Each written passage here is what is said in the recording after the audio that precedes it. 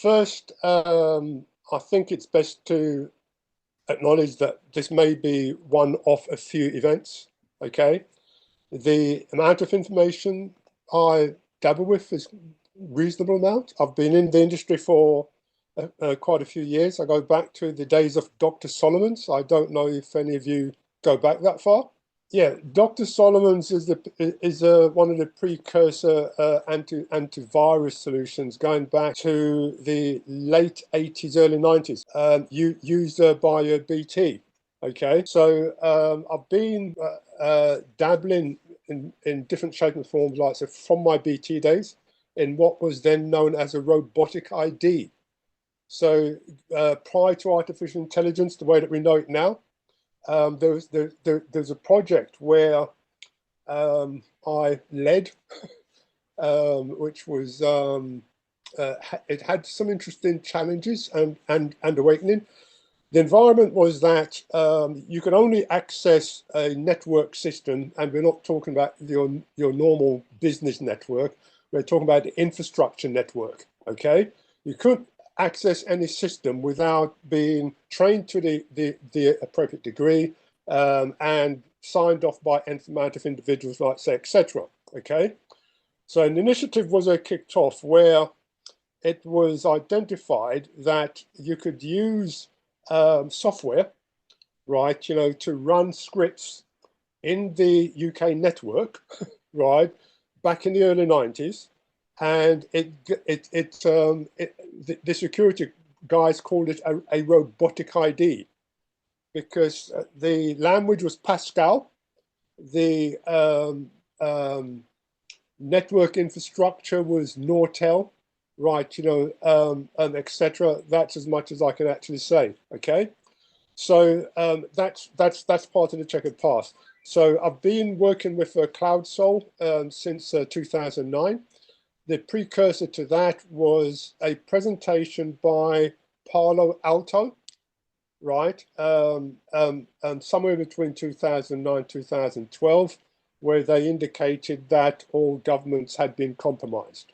Okay, right, and that was a bit of a shock to me, right, because that was not my kind of, it wasn't my focus. It wasn't, it was, I was just managing corporate tenders, and that's how that came about. So CrowdStrike, I was familiar with them 5 years back. They've been knocking on the doors trying to introduce themselves, right, as options to be considered. Okay. I think, is that enough for me to pause, or do I? No, I think we need you to talk about what happened with Cloudsol, and also but go back in terms of what happened with DEF CON, the competitions, the changes, okay, in cybersecurity and so on. Right, so Cloudsol started in 2009. Cloudsol stands for Cloud Solutions. And when the unit started, it was because when that event where I was told that governments had been compromised, right? I think it was around the same time as Edward Snowden, right? Kind of activities, and his material, like this, still on the web.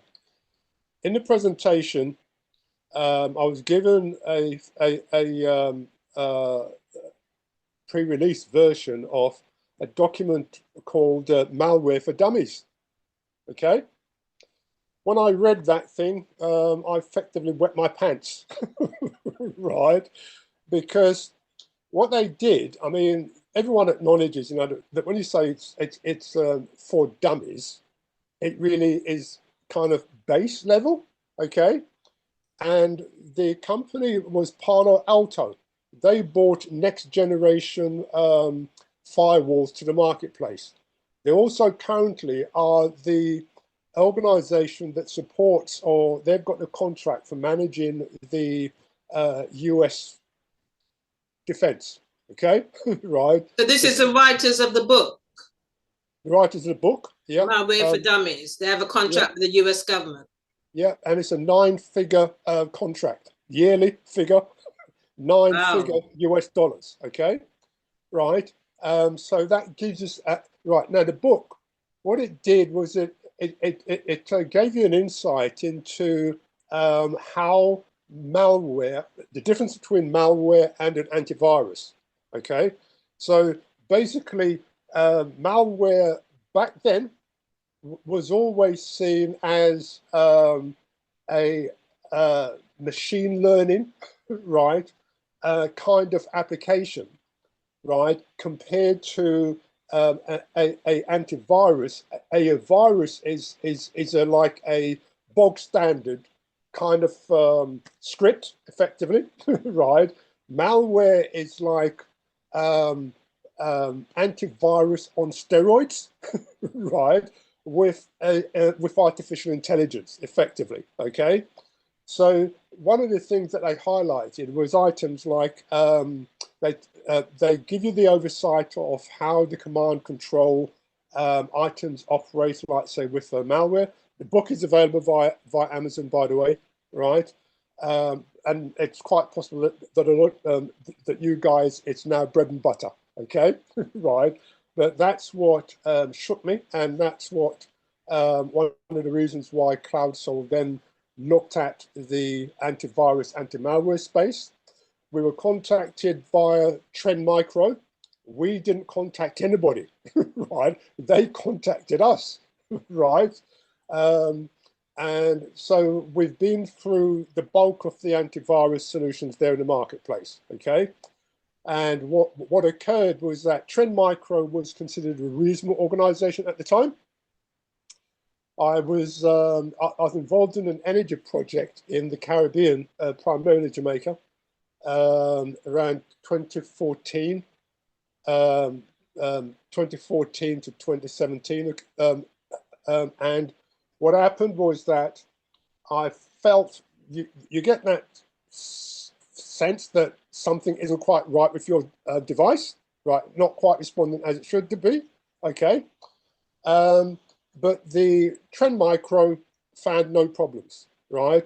I then moved on to F-Secure, and I tried ESET, and I tried, like, say, a couple of others, and they had a couple of, they identified a few niggles, but nothing significant. When I tried Bitdefender, Bitdefender found over 350 malwares, Trojans, etc., and it named them individually. And all the previous antivirus solutions, anti-malware solutions, which I tried, did not find any of those, okay? Right? So that's when I moved across to Bitdefender, okay?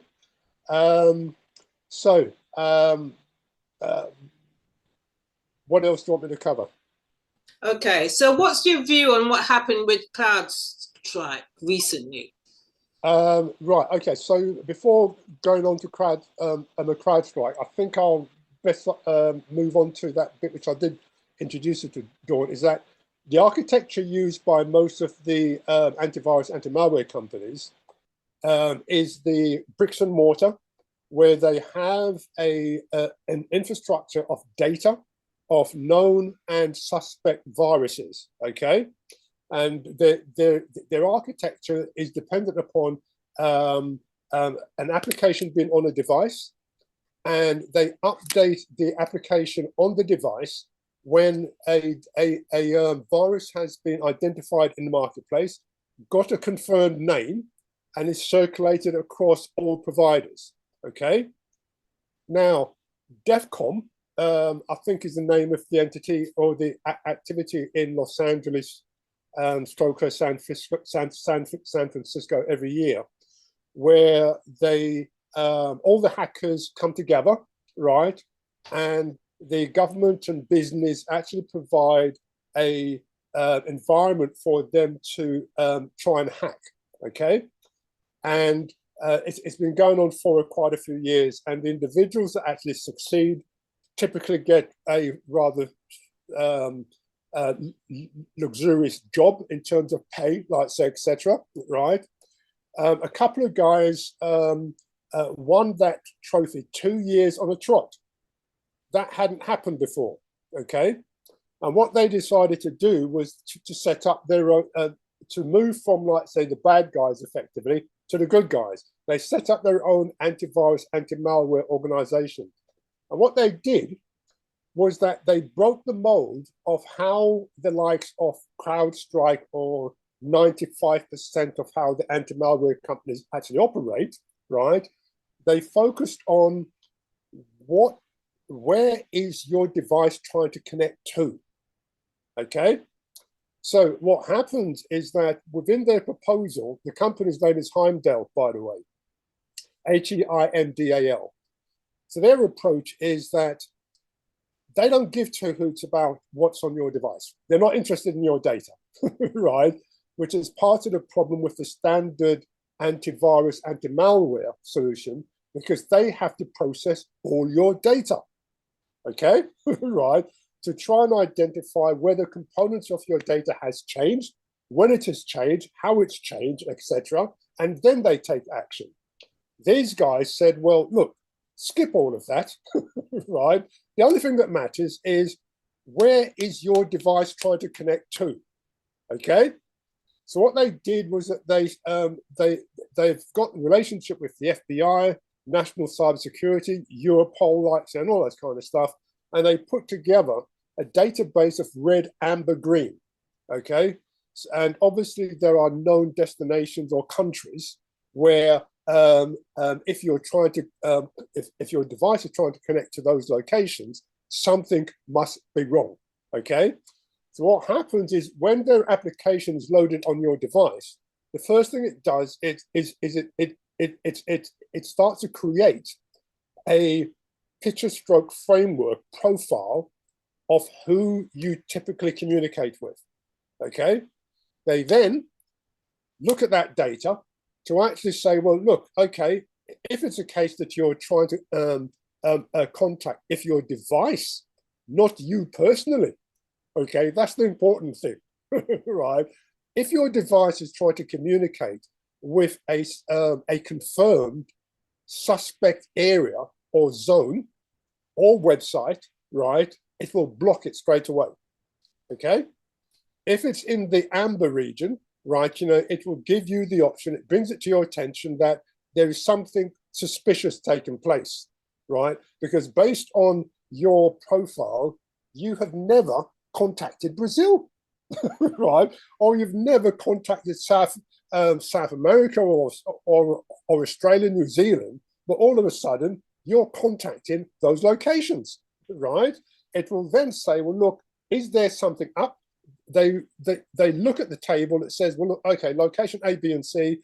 Is that a red, amber, or green zone? If it's green, it just lets it go. But it tracks the fact that your device all of a sudden is actually contacting a destination that you have no history of contacting previously. Something must be up, okay? So it moves it from a green to potential amber, okay? Okay, can I just ask what countries are in the red zone then? Well, obviously, Russia is red zone. Yeah. Okay, right. You know, because not so much because of the current war, but because of some historic activities, right? You know, that you have some particular countries which are just red zones. Okay, right. Like North Korea, say. North Korea, absolutely red zone, right? Okay. Or if a country like, say, has got a strong drug trade and all that kind of stuff, that automatically hits the suspicious zones, right? Really? Especially if you haven't typically done any business with that destination. Okay. Okay. So that's how they started, and that's one of the key benefits. What they had managed to do is that they are the only organization that I'm aware of that has managed to, based on available data and reports, have managed to prevent business email compromise to greater than 99.9% okay? I've been told officially that the case that was actually executed before one of the UK banks actually delivered 100%. But I don't come from that kind of school. My school says that everything has a breakpoint, right? So whether it's 99.9 or 99.99 or 5 nines, right, which is 5 minutes downtime per year, right? To me, I do not believe that anything's 100%. That's just my background, okay? Mm-hmm. So what the bank did was it asked them, well, look, you have successfully processed and identified all the current live items, okay? What about the historic ones, okay? So what they did was that they ran the exercise on the historic items where the banks knew that they were compromised, okay? The solution picked up every single one of them, okay? Right, so me personally, I'd much prefer to say that it's 99.95 or 99.97, but for all intents and purposes, that was a statement. That's why their solution was actually taken on board by one of the major banks. Right. Is that enough, or is there something else you want me to cover? Okay, well, let's leave it on that for now. Bobby or Nicholas, what's your view around what's happening around cybersecurity and CloudStrike? Who's going to go first? Nicholas? Nicholas can go first. He's more of an expert than me. I'll chime in if I have anything interesting. Okay, sure. Nicholas, over to you. I don't understand why Bobby's being shy. Like, you don't want to say your 2Ps. What's going on here? This is not like for you to be shy, Bobby. This is like you, man. Okay, so no, thank you for that. Alf, and I get the old school perspective around security. That was the foundation to where we are now. So all of the malware and viruses and the bit defenders, and how we normally would share data between these. So it was always the same type of database, regardless of company that you're going to. They have access to the same virus definition, you probably want to call them, and it's what is able to get the more up-to-date virus definition, and also what is able to reduce false negatives, right, or false positives. So a lot of these are normally false positives, depending on what kind of applications you're running, and it depends on what kind of person you are, to be what's classed as a virus or spam or malware. So I get that understanding around on that. I think where we're at now, we've had to change how we deal with these type of attacks, right? Due to the complexity and the intelligence around the people around designing these attacks. It's like a cat and mouse game, right? And this is what AI is now. So I don't believe having patches and updates every 6 months was enough to kind of get past these 0 days. Back in the days, Alpha Nova SP1, SP2, SP3, and then every 6 months or so, you're going to get an update. After a month, you know that there's not going to be another update for 6 months. So the attackers are laughing, right? Because they've patched it, they've saved their 0 days, and then they can then use them after the patch, and then they got free reign for the next 6 months until the next SP comes out, right? So that was the problem. Also, the definitions, you can only go based on what they know, which is like what a 0 day is, right? So all of these things that hasn't been detected by the manufacturer never gets classified on the definition list unless a manufacturer accepts liability, which means they open up their exposure to say that they've been compromised. So we also have that to play with, right? Depends on, do they want to be compromised from a GDPR perspective and then say now we've been breached and then have to do all of these reports. Some people just rather say nothing. So then the definition never gets exposed or never gets updated. So the attackers can use this on another organization because now nothing has been updated, right? So I'm just alluding to the reason why that model was flawed. Naturally, it was always going to be flawed. So we've had to now turn into a little bit more around AI, about understanding how or what's normal now, and behavior analysis within the network. So if a website, if an email normally gets emails from this type of regions and it roughly starts getting emails from this type of regions, I'm going to quarantine those emails now just in case, and then I'm going to analyze that with another company around the world, and then they all work in harmony. So this is the kind of world we're now going in, so we can start to identify a hash of an attack over here, of course, in Australia, and be like, that has the same type of signature that's going on over here. So now let's block this here. All right. And this is where we're at now. This is why we have continuous updates, right? Continuous improvements.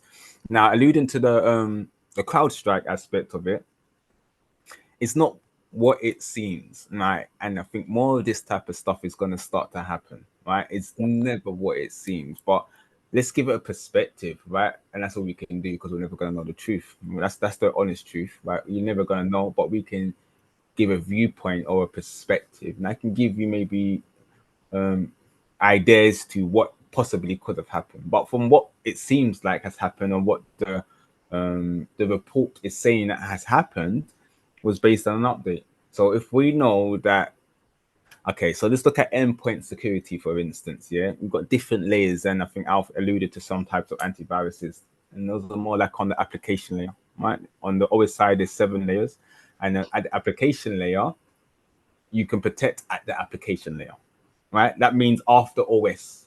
Yeah, so after you've booted up your machine and you've loaded your Windows, now you application layer protection, which is good to an extent, but it doesn't help the kernel aspects, right? It doesn't help the OS boot. So if I get something in at the kernel level, it doesn't really matter about the application, the bit defenders and all this type of stuff. It's irrelevant, right? Because I'm at the kernel, I'm at the OS. So when you do Cloudflare stuff, those are more at the kernel level. Yeah, they're right at the beginning. It gives them super admin access to be able to change and respond and react as they need be, because they're super admin, they have that capability. Now, the problem with that is, now let's say, for instance, because they're a leading for enterprise solutions, a lot of organizations will normally use the leader because of what Alf was talking about, and then a 99.9999 or 995 or 997, whatever you want to pick. But the more nines means the more uptime that you've had in the list, downtime as possible, right? So the leaders who have the data centers and the big companies would have more of an uptime, right? It doesn't mean they're better. It just means that they have a better uptime. They have more database, right? But they're the ones that mostly are attacked. Now, with this Cloudflare, so that means from an organization, from an enterprise solution perspective, big organizations, NHS, banks, whatever, they will go with something from a CISO level, meaning that C level, right? From enterprise perspective, of people who make decisions doesn't necessarily mean they technically understand the decisions they're making. They just get paid to make the decisions, right? This is where it goes wrong. So they would normally go with what looks good, right? In the industry, stocks wise, they're performing good in stocks, and they got good investments coming in. They're talking the right things. They're at the right presentations, and that's where you get the CrowdStrike. So from an enterprise perspective, they'll do that.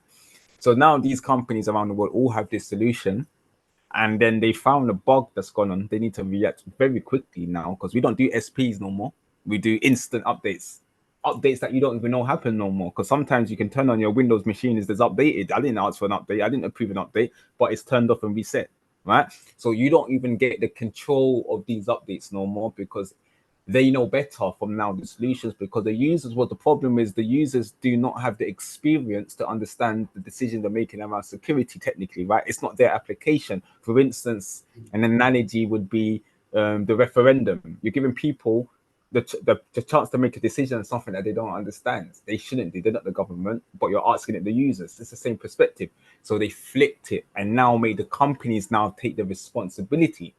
So their responsibility is to consistently update their applications when they have a threat, or when there is a possible threat, is react first now, right? Where before it was investigation and wait, it's not, react and update. So that's what happened with CrowdStrike. There was a potential threat, and I'm going to talk about, there's one actually going on currently right now as we speak, currently with Microsoft going on. And this is to give you the understanding of what's going on constantly. Now, we have, I alluded to points called 0 day. And a 0 day exploit is something that nobody knows exists. For instance, if I'm sitting here like I do with my 9-10 screens, and I'm there coding away, and I find out that I find a gap into WordPress through the back door, right? I just found it randomly, just snoop around on my own code, and I was like, oh, if I do this, and I push this, and I put a comma, space, it lets me in, but it shouldn't let me in because there's a password, and I'll find that. That's all a hack is you find an entry into a system by a way that was not designed for the system for you to have entry. For instance, on our house, you're supposed to go through the door, but I instead go through the little window or the little cat thing. It's not designed for me to go through there, but you found a way, right? You found an exploit. So the moment I've got this exploit and no one else in the world knows, it's a 0-day. It's called a 0-day exploit because nobody knows, right? I could pass it to Bobby, I could pass it to you, and you can go around the world and start hacking. Nobody will know, right? Now, the only time it becomes a CVE and it becomes a register is once WordPress have acknowledged that this has been a broach in a system. They got two options. They can either, if they acknowledge it, they have to now issue a security patch or a patch or an update, which is normally the last one, where it goes 2.11 or 2.12 or 2.13. The last one are normally little small patches. They got minor, major, and major updates when it's a normally new feature. And that's normally what would happen. So with the CrowdStrike aspect, they would have found a 0-day. So it was a 0-day issue that was going on. They responded very quickly because they got a lot of people. We got conspiracies about elections and with this Donald Trump and similar stuff that going on with AI stuff. They would have found something like that, a 0-day. They would have to respond. So they put an update. Boom, update. It updates every single machine in the world that has their system. Every single one, automatically. Don't even think. Just boop, update. This update, particularly because I spoke to you previously about kernel, now has crashed their boot process, meaning that their computer can't boot into OS because it's stuck at the kernel level at the beginning. So now no computers can start because it's supposed to boot. It's a part of the boot sequence, and if that's been corrupted, it can't get to the next stage because the first stage is broken, right? And that's what happened. So that's what they had to now roll back. And people, if you are technical, you can roll back and then go back to your updates if you have any local updates. But some people don't have any local updates. So those people who have any local updates, they have to now issue another patch on top of the patch to fix the patch to make them work. Right? So that's kind of this. And the reason why I went around that long story is to say that there is no fix here for security, right? There isn't. Because there's always going to be a way in. That's just the way it's designed. Yeah, you're always going to have an entry. Always. It's how you respond. You can slow things down, and you can make your systems as secure as you can be, right? By making sure, for instance, you have the latest updates and stuff.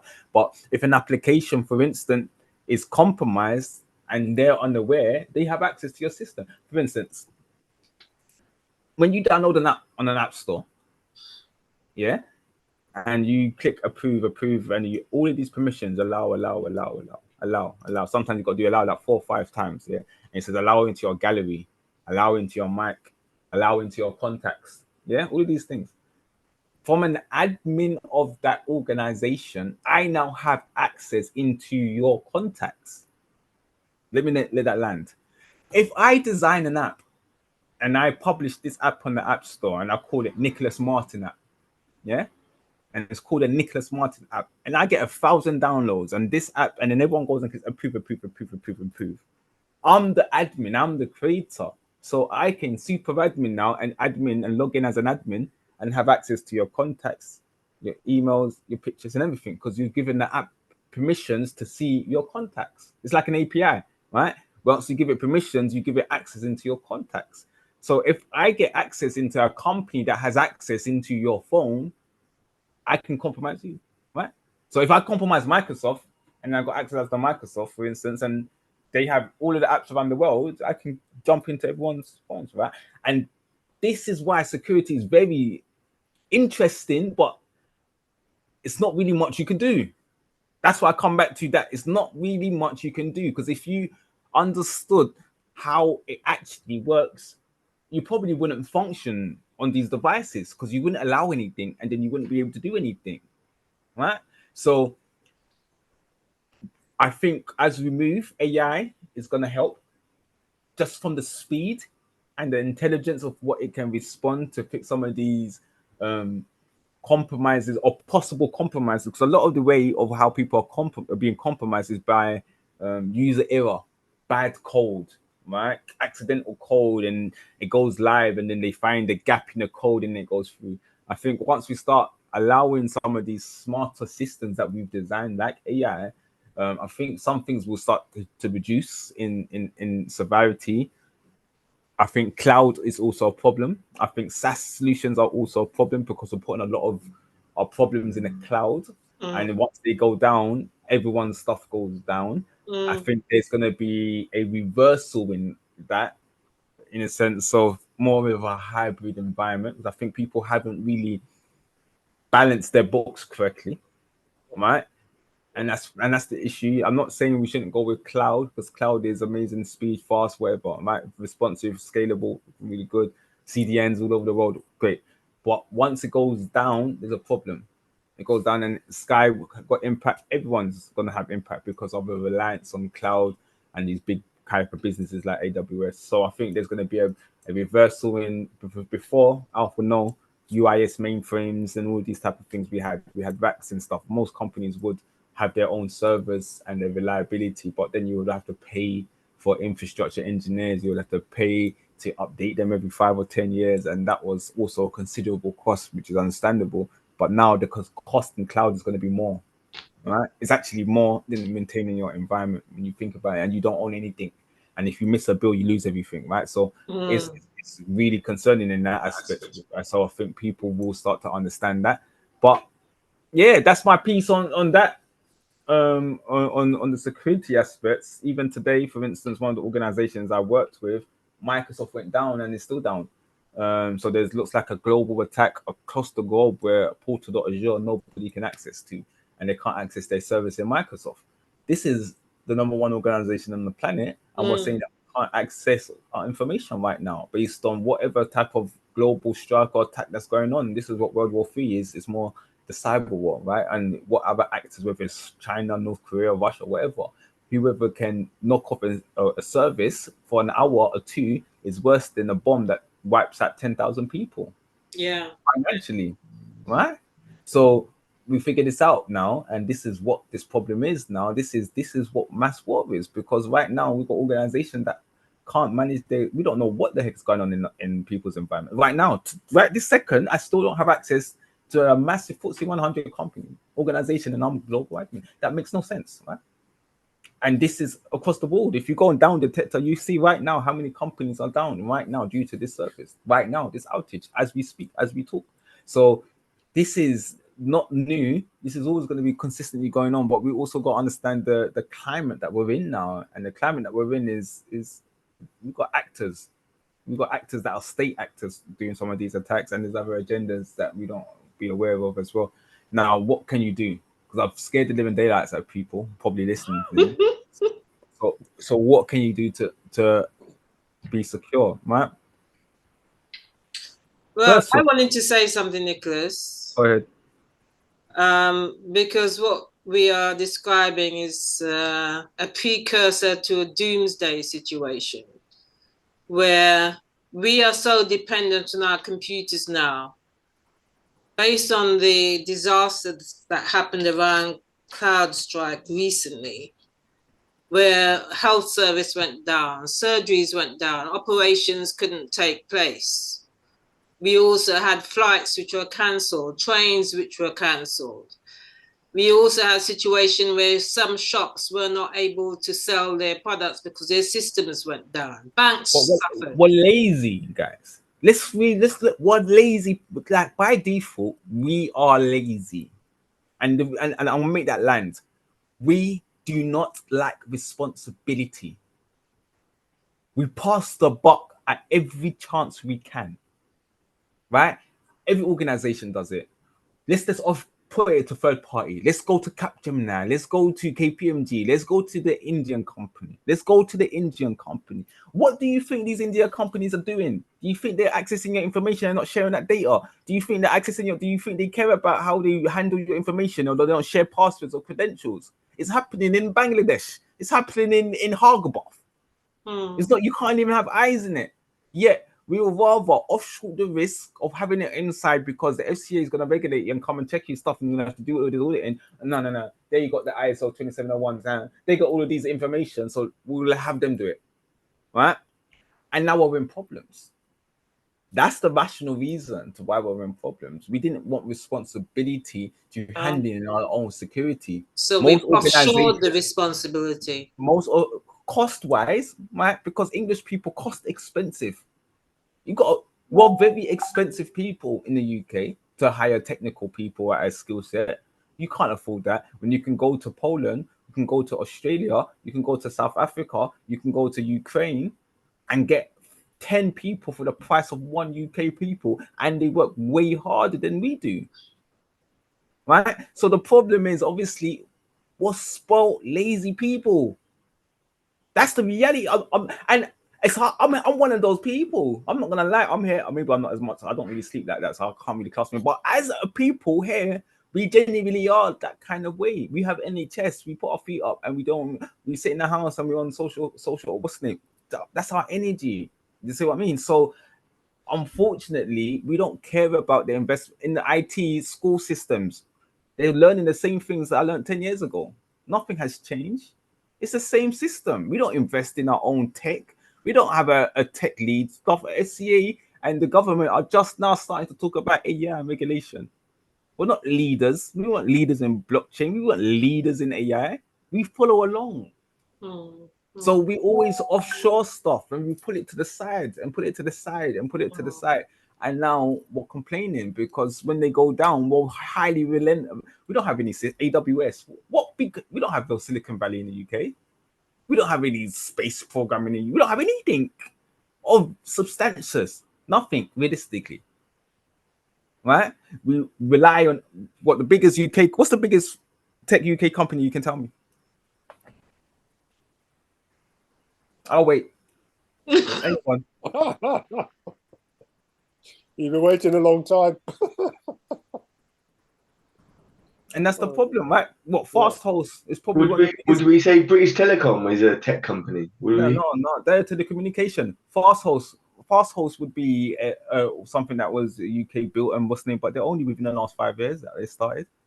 You know what I mean? GoDaddy's American, OVH. You've got all these 123 Reg, all the small little type companies that 123 Reg in the UK actually, all these small type hosting companies, but there's nothing being like AWS or anything like that, Microsoft or anything that's come from the UK, right? It's not really been our specialty of focus. So I think that's our problem. I think we need to start being responsible.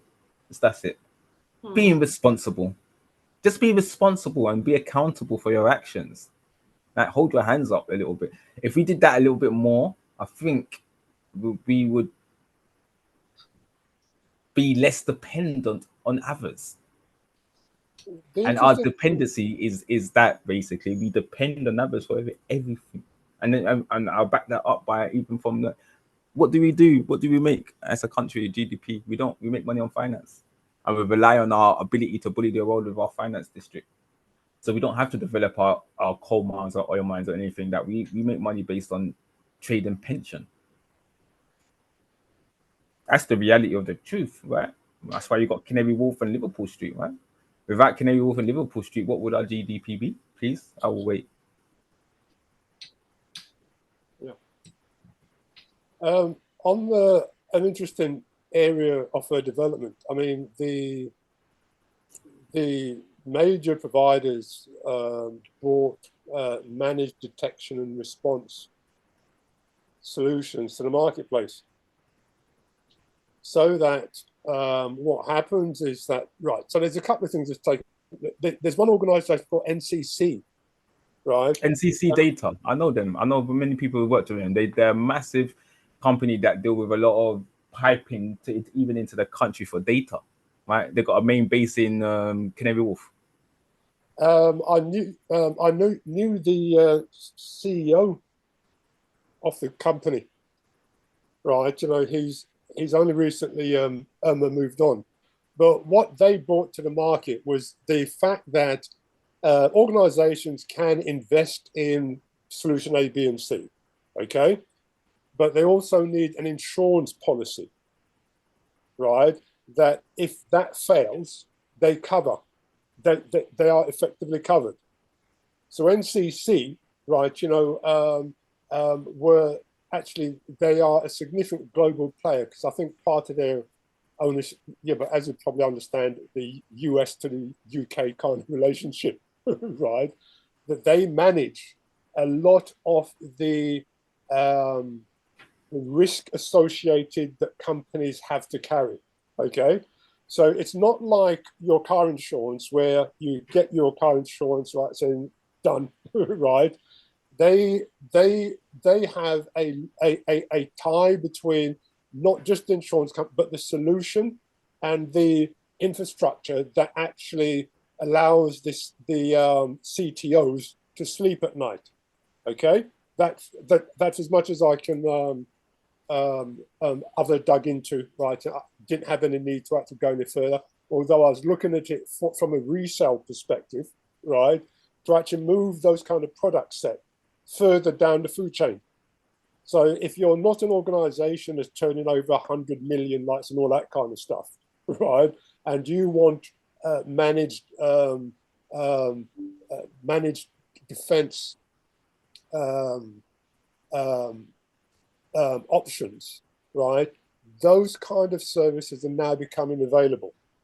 Okay, right? You know, but yeah, right now, one of the things I was actually going to go back to, right, was when you're talking about CrowdStrike, right? Do you think the compromise that Microsoft had 18 months back when they were hacked, and then via the SolarWinds breach, okay, and then 6 months after they announced that they were hacked, they then advised that they were, let me rephrase that, they announced that they were hacked. Then a while later, they announced that the time that the business, Microsoft, was compromised for was over 6 months before they found out that they were compromised, right? That's with So all compromisations. All that's the standards, though. When a company releases that they've been compromised, it normally happens that they've been compromised 6 to 9 months before that, and it takes 6 to 9 months for you to actually detect a compromise. That's the unwritten rule.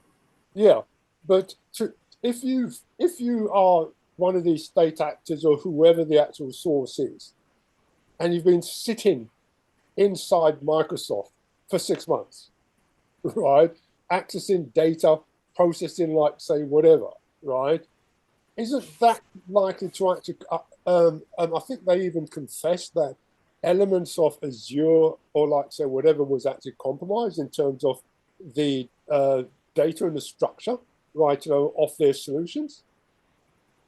So when you then have an organization that's delivering solutions for Microsoft, for Microsoft infrastructure, and the infrastructure is being compromised, doesn't that compromise some of the services that's being provided potentially? Possibly. Definitely. So the likes of CrowdStrike, I agree with you that's more of what is to come, right? You know, because you don't know. Yeah, you don't really know. Yeah. So it sounded like there is more problems to come, basically. And I think one of the figures that I heard, I think you mentioned it, Alf, was that for every one person who's doing a computer science degree in the UK, there are 500 doing a computer science degree in India. That was data from the 1990s. That's why BT then started to downsize, right? You know, so when Nick was mentioning about the actual cost of labor, right? You know, why would you employ a UK person, right? That's the reason why BT went through complete restructuring. Yeah, they started hiring more people from India. Yeah, it's purely finance. It's not necessarily lazy, right? So Nicholas, right? You know, it's the fact that money talks, right? To such a degree that even if the individuals, their English may not be very good, right?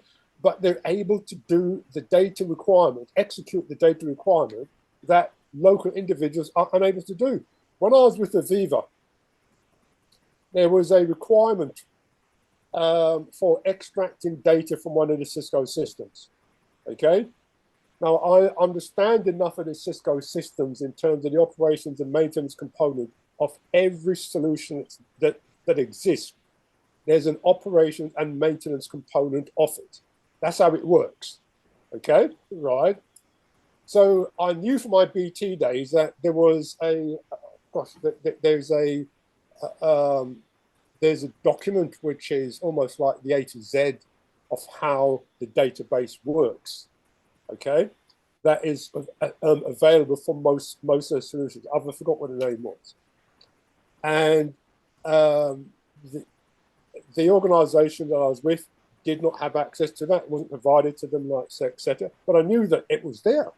Okay, so they provided me with a couple of guys from India, and I said to them, "Look, I know that this is how this kind of data is actually there within the system, right? Can you get it for me, please?" Couple of days maximum, and it was there, right? You know, so the challenge. The only answer that I found, Nick, like so regarding protecting data, I have 10, 15 different devices. Okay. Now, what I do is I've got a PC down here that hasn't been powered up for over 6 months. I've got another PC that hasn't been powered up for 3 months. And I guarantee you I've got PCs down there that hasn't been powered up for a year. Right? So if I get compromised, I know that I have access to devices which are not connected to the internet, right? That I can actually go back to actually say worst case scenario, because I know, look, it's quite possible that both my devices here are compromised. Big deal. I'm not doing anything that is of significance, right? From my perspective, that if this thing gets trashed, I can go over to another device, pick it up, and eventually, right, you know, downloading emails and everything else, my data, like I say, comes back. But that's assuming that's a low level compromise. If I was to compromise you, you wouldn't have access to your device and your data ever again, ever. Even if it's not connected to the internet. Because I'm talking, you're talking one device, yeah. But a real compromise is, remember, when someone compromises someone, right? Someone like who understands all of their connections. Yeah. You compromise and then you be silent. See, the best hackers are the ones who you never hear of. They never get caught and they never go on the news. It's hackers that are the best in the world, and you're never gonna hear them ever. You're never gonna know who they are ever. You're never gonna know about what they do because they compromise things and people don't even know that. The people where you find the bug, those are script kiddies and people who are rubbish. If anything that comes out on the news, it was done by a low-level hacker. They're not good. Absolutely. Yeah. They are not good. Now, if somebody is compromised, you get into that system, you sit there first. I know I'm gonna sit there and I'm just gonna watch. Yeah, might watch you on webcam. Who knows? You won't even know I'm there. You might just look through some of your documents, look through your stuff, and then we start putting on a keylogger and you start tracking all of their keys, everything they test. And we're gonna wait. We're not gonna create some flags. We're just gonna see how do you have MFA. If you set up any MFA when you log in and stuff, do you log in with MFA? Is that even a thing? If you have MFA, we've got to figure out what kind of MFA you're doing because we might want to log into your MFA because that means more than likely I've got a keylogger and you're going to log in to your MFA, whether it's Keeper or something. Once you log into that, I've got the crown jewels. All I need is access to your password manager and your emails. Once I've got those two things, your life is class. right? Collapse means it's good night, go sleep. Because what I'm going to do now, I'm going to block you from your password manager and block you from your email. I haven't got access to. I don't use That's manager. point two, right? And then Yeah. I'm going to put an MFA on your password manager, and I'm going to put an MFA in your email. So now you can't even get back into your own stuff. You're locked out.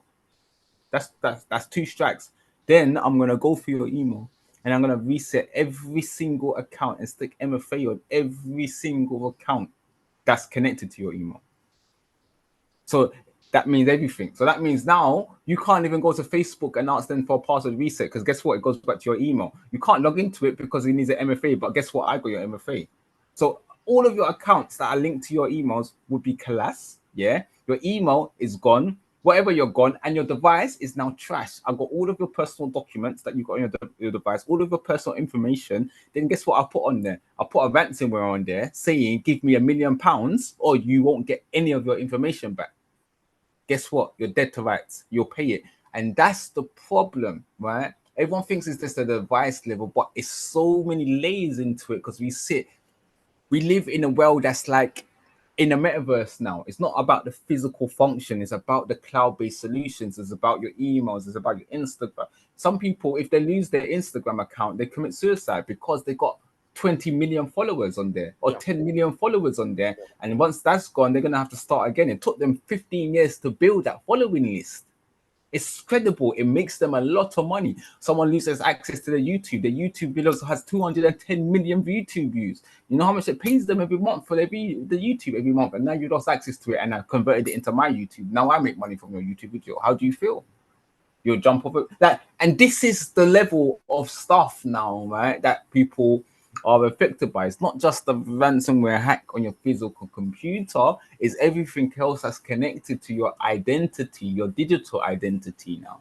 And your digital identity is way more important now than your, like you said, we replace a computer and get a new one. It's just a hard drive, right? That's all a computer is literally just a hard drive. You take a hard drive, stick it in another computer, work, right? So it doesn't even change anything. Stick it in another computer, it will boot up with the same password and everything, right? Unless you got some TPM chip on there and encryption on there, which most people don't. So you're just going to take it out again and have a hard drive and it will boot up.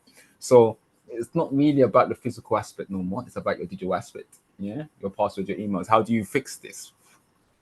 I can tell you how to fix it, but Nicholas, can I just ask, what's an MFA? You've mentioned that a few times. Multi-factor access. So when you log into your email, or 2FA, when you log into your email or your password, they will ask for a second form of identification. So something you know, something you have, right? It's 3 forms. Something you know is your password. Something you have is a device that will give you a multiple number, which will be Google Authenticator. It might be your email, gives you a code or SMS text, right? So that way it knows that something you have, that person has to have it to also compromise your things. So it's 2 factors, yeah? Because if someone has your email, they might not have your phone, right? But then guess what? 2-factor could be your email, and I've got access to your email now, right? So if your 2-factor authenticator is your email and I've got access to your email, dead to rights. Yeah. If your 2-factor is Google Authenticator and I've got access to your Google account, I can duplicate your Google your Authenticator app and all your codes, dead to rights again, right?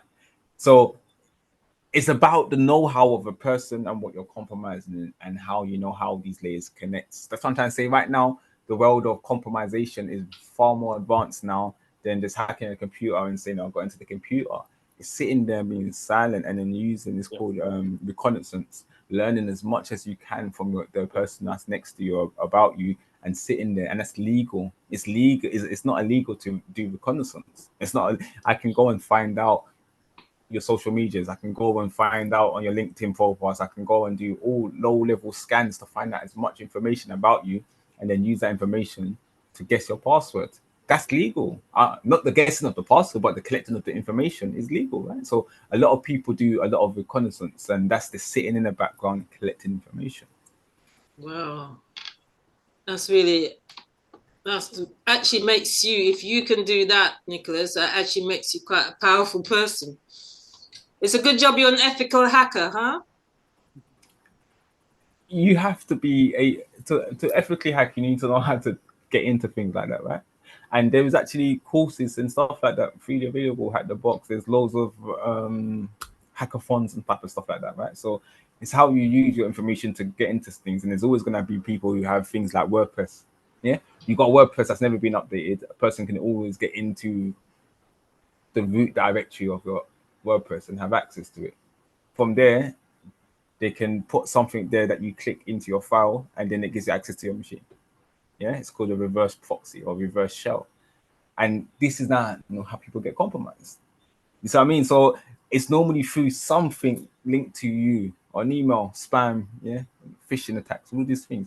You click an attachment and it gives the person who sent it access back into your machine. You can go online and Google how to do that right now. You can go on YouTube and Google how to do a remote share and send it in an email, set it up right now in less than 25 minutes. Right? Whether you get caught or not, or whether you know how to cover your tracks is a different situation. But whether you can get into someone's inbox, those are the ones who are getting caught for hacking, because they go and learn on YouTube, and then it's actually very simple because it's not hard to do. Right? There's scripts that have been built from the last 20 years. Just that if your system is 20 years old. But surely that kind of thing shouldn't be allowed to be widely available. YouTube should take it down. It's education. It's not illegal to learn how to harden a machine. Compromise in hacking is there's the term compromise in hacking. It sounds bad, but realistically, you're finding gaps and you're making it better. So it's not really hacking. You're a developer who knows how to find gaps, and then you update and you get paid for it. They're called bounties. Yeah, they do it all the time. They send them, they put a release out, and then they open it up for everybody to try to find any gaps. Anyone who finds the gaps, they pay them for the gaps. Oh, and then they update it. That's what bounties are. Oh, I see. So people encourage hacking. Technically, that's how you. Again, those people who are doing that skill can obviously use that skill to do it negatively. Or say for instance, WordPress come out now, yeah, and they do a bounty thing for the new release, and they say, look, everyone to find what's wrong with it for this release, and they do it now, and they find it, and then they find all the gaps. Now we know anyone who doesn't update to the latest version, I can get into your machine by what I just fixed there. Do you get what I mean? And how many people update their stuff every day or every month? Most people go on Fiverr, ask for a site to be built, yeah, pay your developer, they give you access to hosting, they get it installed, and you'll never update that ever again in your life. It's never been updated. Since it's been installed and your website goes up, it's never had an update ever. That's 75% of the population, unfortunately. Bobby, got any thoughts? Well, I'll come into this at a retail perspective rather than an enterprise one, where Alf and Nicholas has really explained things really well. And although Alf has touched on smaller devices that he might have within his vicinity that might be online or might be offline, that can help, for as a retail person, these things that have happened with Microsoft and crowdsource and all these different things, they won't really affect the smaller retail person who's just got, maybe a small business online with eBay, Etsy or something or whatever.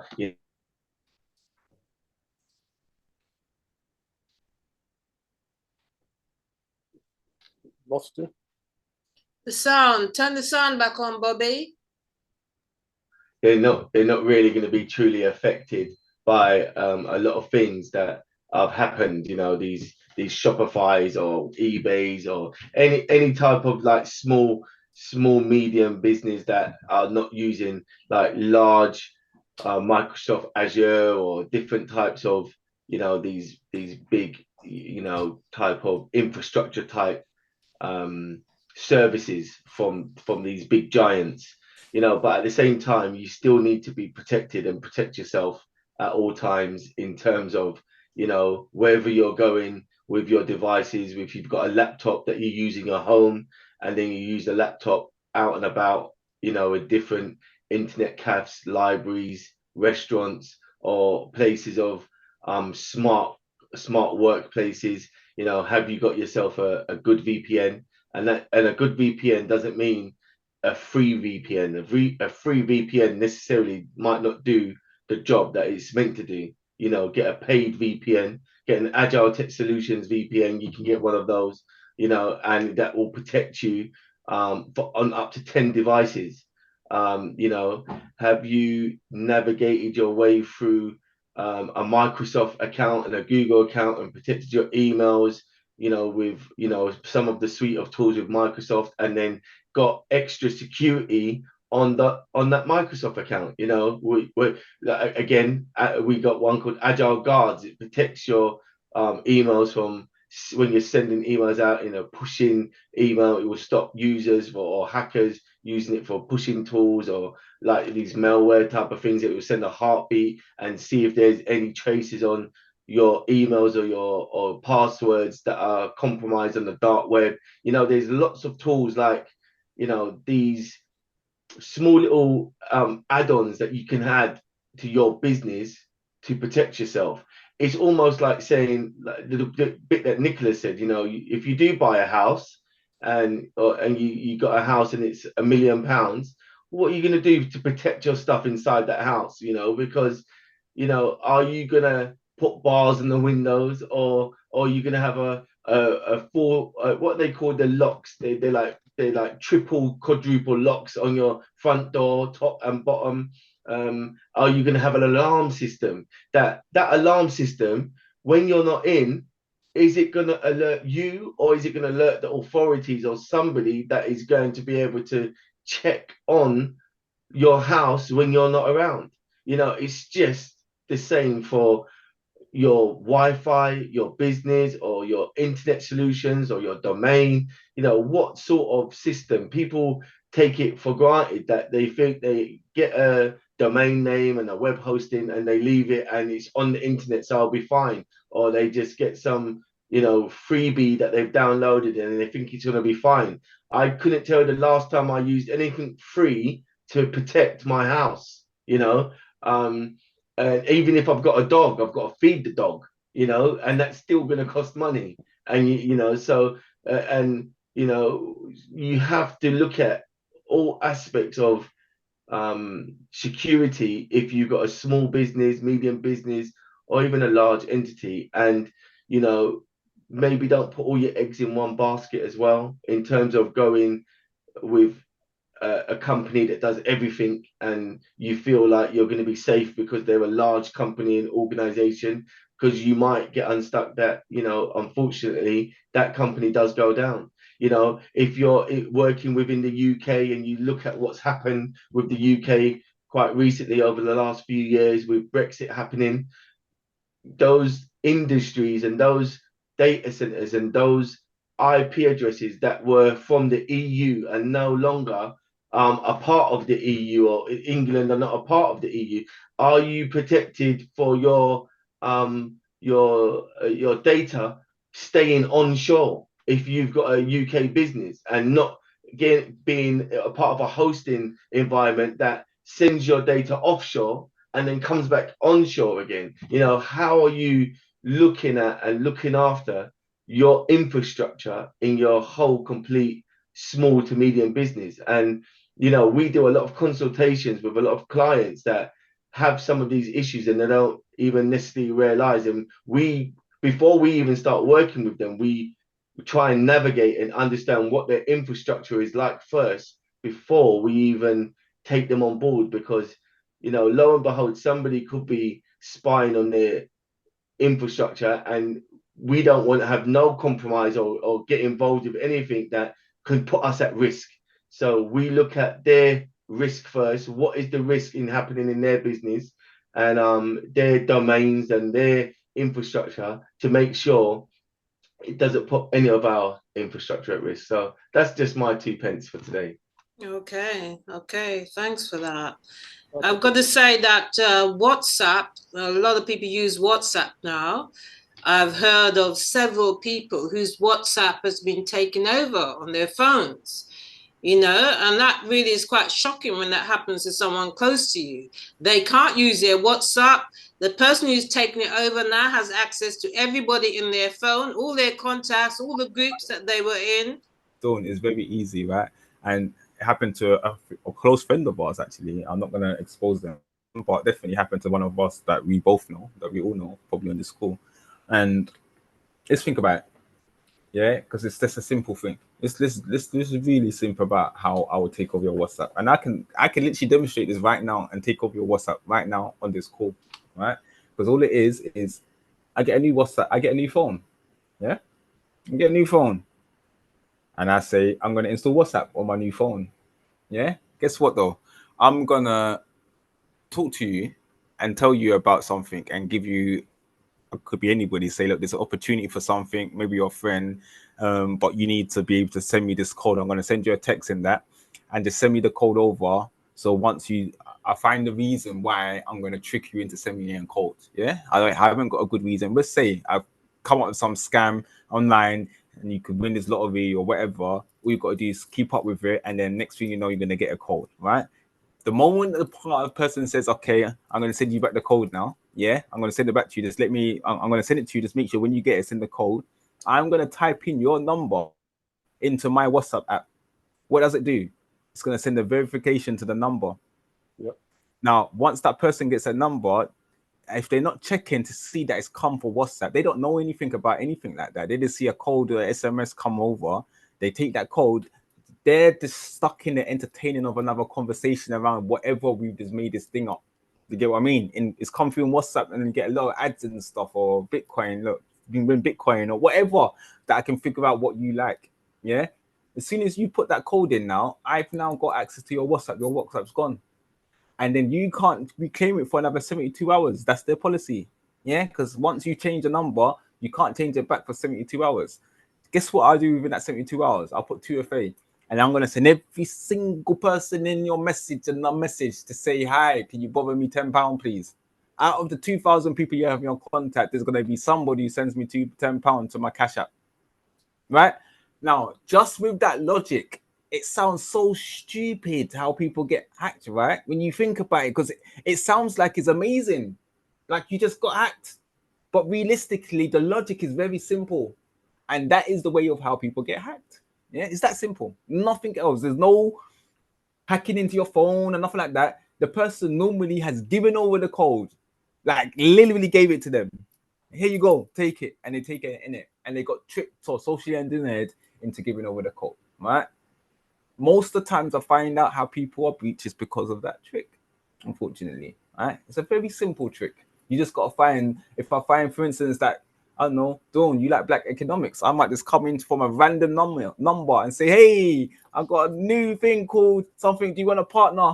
Blah, blah, blah, blah, blah. Yeah, all right, cool. I'm going to send you a text. Yeah, when you get the text, just send me this and I'll sign you up. It's an exclusive club. But I need a code that you're going to get to sign you up to the email. Because if you don't, I can't send you the email because I need to verify your number, Dawn. Come on, Dawn. We need to make sure you're a real person. So what I'm going to do, I'm going to send you a code, right? You get the code, you're gassed. You're gonna be, you might even say, I might not even send it all the way. You might even be like, hey, did you send the code? I'm waiting for the code. Yeah, no, I'm coming, Dawn, I'm coming. Sorry, it takes some time. Then I send the code, and then you send it back, and now I've got access. Yeah, it's how you play, and you got to remember, right? People are very fallible. It's called people hacking. It's called social engineering, right? You can hack people easily because people are genuinely nice normally.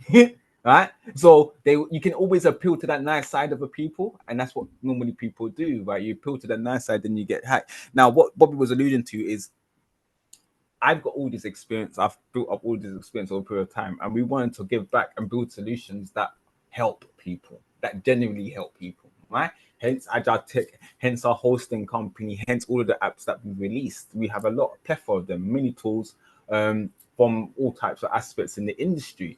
From hosting, you can get secure hosting, safe hosting, UK-based hosting at cheaper than anywhere on the planet. And all of our stuff is always secured, right? Because we do our constant updates and our constant patches weekly. VPNs, we have our own VPN app, right? That's not NordVPN, it's our own VPN, right? That is on the App Store and the Android. You don't track any logs or anything. We've been using it for all of our customers have no problems, right? I've got my own people working, logging in from all over the world, logging in, pretending like they're being in the UK, because we're not a big branded one that people are going to attack. And the big branded ones, there's the one they put focus on. The smaller ones, no one really pays any attention to, right? So they normally become a little bit safer because we're not trying to do it for profit. Also, again, Bobby alluded to guards. It's a very powerful platform that Alf, you might really be interested. It's a very holistical approach of view, and we look at every aspect of the environment, from your mailbox, from your email, from your phishing, from your endpoints, from your domains, from your security tools. Every single aspect is taken out as one. Instead of just being an antivirus, it's a holistical approach. It's look at everything in your environment and work out how to keep you secure, right? Do you have people logging in from different regions into your mailbox?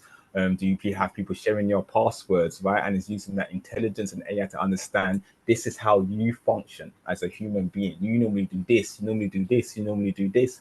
Now, as soon as someone logs in from Pakistan, now we're like, whoa, hold on, you just logged in London. How did you jump on a plane all the 8 hours to get to Pakistan? That's not possible, right? And it's simple logic like that. It's what we're using from a holistical approach to secure SMB organization. So there is things of what we can do to secure ourselves. But again, anything for free is probably not going to be your best option, right? And this is the problem. People don't want to part with cash to get the security. And if you don't want, and you want to go online and find the free tools all the time, what's the benefit for that company?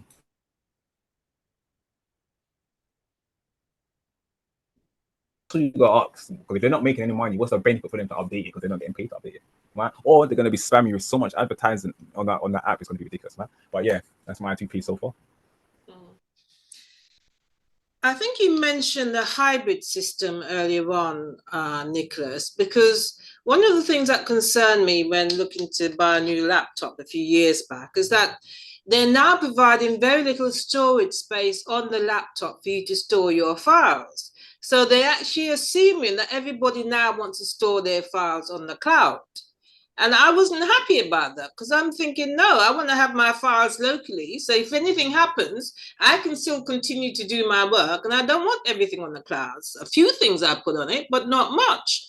But the way of the world seems to be that they're assuming everybody wants to send it up either to Amazon's cloud or to Google Cloud or Microsoft Cloud. And you know, it's almost as if we have no choice. Now, let's face it, this happened with the music industry, where all music is being stored either with one of the streaming services like Spotify or Amazon or Tidal.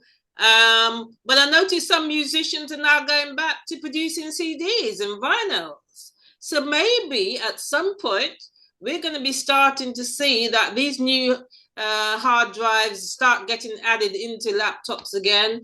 Maybe computers are going to be having, companies are going to have their storage locally or offsite as well as in the cloud.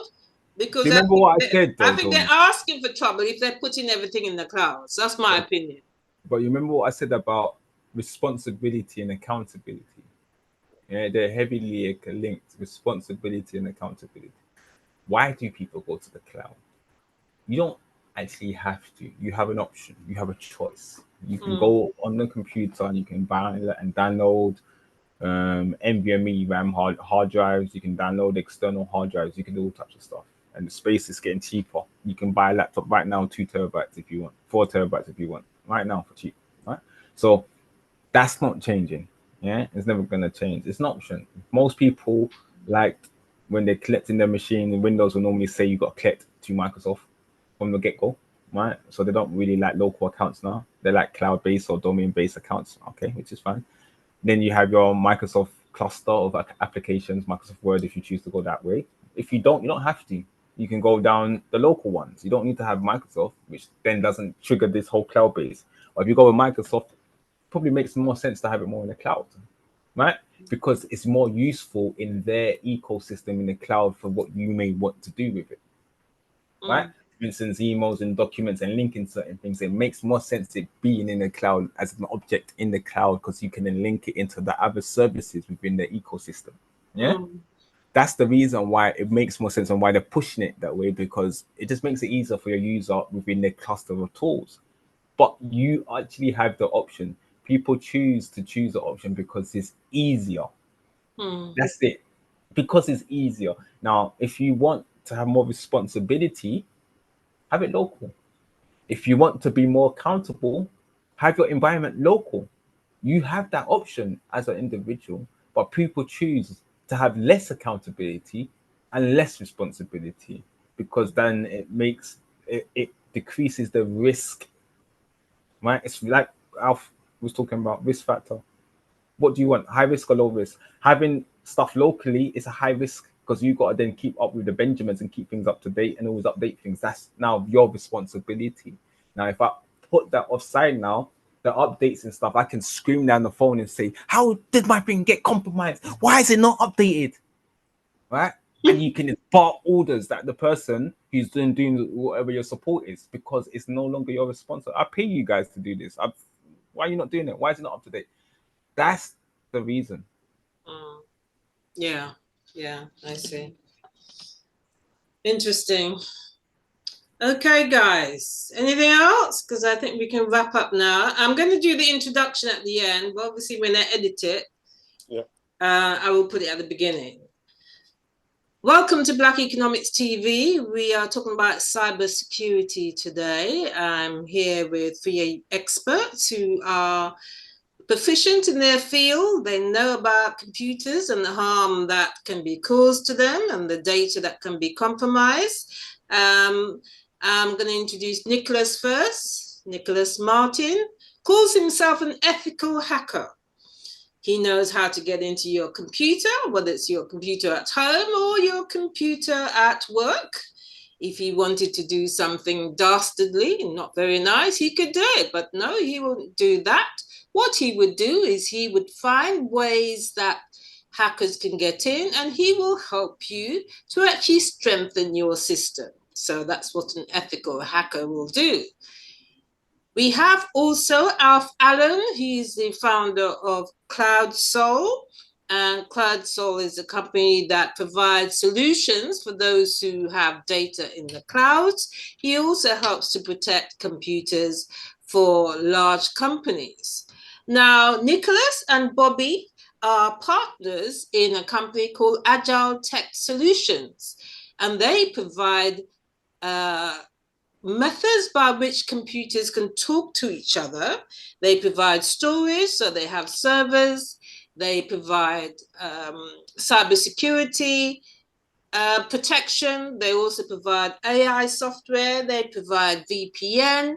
They provide quite a number of solutions that anybody would need for the future of technology within their company. Check out agiletechsolutions.co.uk and cloudsol.co.uk, and you will find that there are major problems that you might be having that they can solve. So, welcome once again to Nick, Alf, and Bobby. Thank you for your time. Please share your wisdom with us about cybersecurity in this time in 2024. We very recently heard about the global outage caused by CrowdStrike, and so many people across the world were affected. We want to make sure this kind of thing doesn't happen very often, but do we actually have the power to protect everyone? I'm not sure we do, but we'll hear from the guys now. Okay, guys, that's a great introduction, Dawn. You've done that in one take as well. That's pretty good. I like that, Dawn. You've been practicing. I know you've been practicing that. You're on fire, boy. Hey, you should have started the pod with that, man. How did you started that? Jeez! Well, that's what I'm going to put at the beginning. So it will seem like. No, but if you would have started that, Dawn, you would have got me gassed. I would have been ready for this. Like, let's go. I might have to get you to do my intros at all other pods now. You know, I might have to of course. Please intro me, please. I've got my own intro. Come on, Dawn. Anytime, Nicholas, anytime. Well, thanks for this. I shall be once I've recorded it and putting it up, I shall be sending it out to all the cybersecurity experts out there. And it'll be interesting to see what kind of feedback we get. And maybe at some point we'll have another group, with yourself, you know, maybe 2 or 3 other people to sort of share. Because one of the things, by the way, that we didn't touch on, which you can probably add in, is what about cybersecurity in Africa and the Caribbean? I can talk to you about that one. Recent discussions with someone in Nigeria who's got presence in 2 other African countries. He's currently in the UK via Vonley, by the way. And I think there's an opportunity for both Nick, Bob, and ourselves.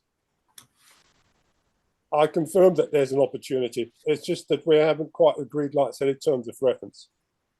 Okay, that's interesting. So it's What Nigeria. Is that, his market has been providing the licenses for applications. Okay. His website makes no reference. His previous website, he's only just recently done a new website within the last month, right? You know, that mentions elements like cybersecurity, but it is quite an open space there. And because I've got contracts, obviously, with some of the big boys and some of the smaller companies, right? It's an opportunity to resell services. But what I wanted to know, Alf, is because we are still having issues in the West, UK, America, Microsoft, and so on. Yeah. How is Africa dealing with cybersecurity? It's better to ask him, right? You know, because there is one of the flip side is that Nigeria has been known for some negative components in terms of the hacking space, right? Whether there's a structure similar to what has been developing within the UK, like say, is a bit different. Now, the other thing is that if I was aware of how this thing was going to go, and hence the reason for probably another opportunity, I'd have started with the fact that every nation has got responsibility to protect its people and its infrastructure and its solutions, right? So that's where it starts from, right? And they have got things in place to protect the big boys. But from a bottom up, we're completely exposed, okay? My personal belief is that in the not too distant future, exactly the same way that you need and that you've got an MOT, right, you know, for your vehicle, you're going to have something similar for your infrastructure. That without certification, you shouldn't be on the internet trading to a reasonable level. That's my personal belief. We'll get in there because when you look at it, like the ISOs and stuff, that's what they're really there for. Cyber Sentries, ISO 27001s, GDPR for data. We're trying to get there in a sense of, but instead of probably making it that if you have it, you can't trade, it's more looked at if you have these, you're following standards. So if you're seen to have ISO 27001s or the 9001s, you're seeing that you at least follow certain accreditations and standards. If you've got Cyber Essentials, we know that you have governance, you have processes, you have some kind of responsibilities, and you're taking accountabilities for your environment and your infrastructure, and that's a bit. It's expensive and it's costly and it's probably a lot of stuff to do, right? So not all organizations are doing it, but some of these bigger organizations, the medium SMBs organization, you kind of have to if you want to get some of these fundings that you would need to be taken seriously. So I feel like it's there, or what you're talking to is kind of there in a way, yeah.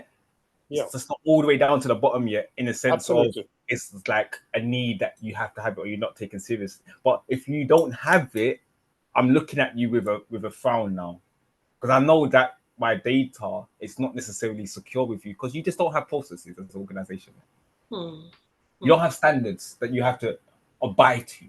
Where some of these ISOs, they set a standards that's a global standards that everyone ticks to say that this is what we agree, this is our consensus to the standards that we think should be followed, and that's updated on a monthly or yearly or whenever basis that they update it. I agree, and I rubber stamp, you know, the ISOs. I have no issues there, but from a bottoms up perspective, it's not there yet. It's not even there, and it's unlikely to be there, like say, in the long term, right? But it's exactly the same way, like say, with the evolution of the motor car industry. people used to be able to drive and do as they please, right? But when when you measure the risk and when you then think of the impact it has on the GDP, they reckon, what is it? I mean, the fraud component within the UK is trillions. Mhm. It's trillions. You know, so they've got to it's a one thing having an insurance policy, but an insurance policy doesn't actually guarantees that you've got what's required in place, you know, from a small business perspective. But the MOT, right, you know, which if you've got a car, you've got to have an MOT. But the flip side, one of the things that I was going to cover is the fact that you know and I know that the flaws in the system is design intent, right? Gateway to the internet is your browser, okay? Your default configuration for your browser is to forward to third parties your information. That is the default configuration. So there is no intent to actually protect Joe Bloggs personally. The objective is to expose Joe Bloggs, not to protect. It's been like that from Internet Explorer. The only application that hit the street, like say, with protecting third parties was Safari. And it was also something exposed by Ed Snowden, right? You know, and also some time I spent, like say, Barclaycard, right? You know, some of the guys there that pointed out this is the minimum configuration that you need to put on a browser. It is something that Hamdell did. They've got a few documents on that, so they don't care, right, which browser that you use, right? They will tell you the type of tweaks that you need to put in place just to do basic protection. But that protection does not protect your mobile device. Maybe we perhaps should give links to these documents that will give people information about protection. Thank you, everybody, for this very useful information that you've shared. And we will revisit again at a later point. Thank you so much for the solutions recommended, and have a great evening. Okay. Have a good one, guys. Bye-bye. Thank you. Bye. Thanks. Bye. The revolution is here. LionX AI Services. AI chat, your questions and our AI assistant's answers. Write blog post in a single click. Create AI images, free trial. In an era where technology is rapidly evolving, the line between human potential and artificial intelligence becomes increasingly blurred. However, rather than viewing AI as a threat to our capabilities, it's time we embrace it as a tool for enhancement and empowerment.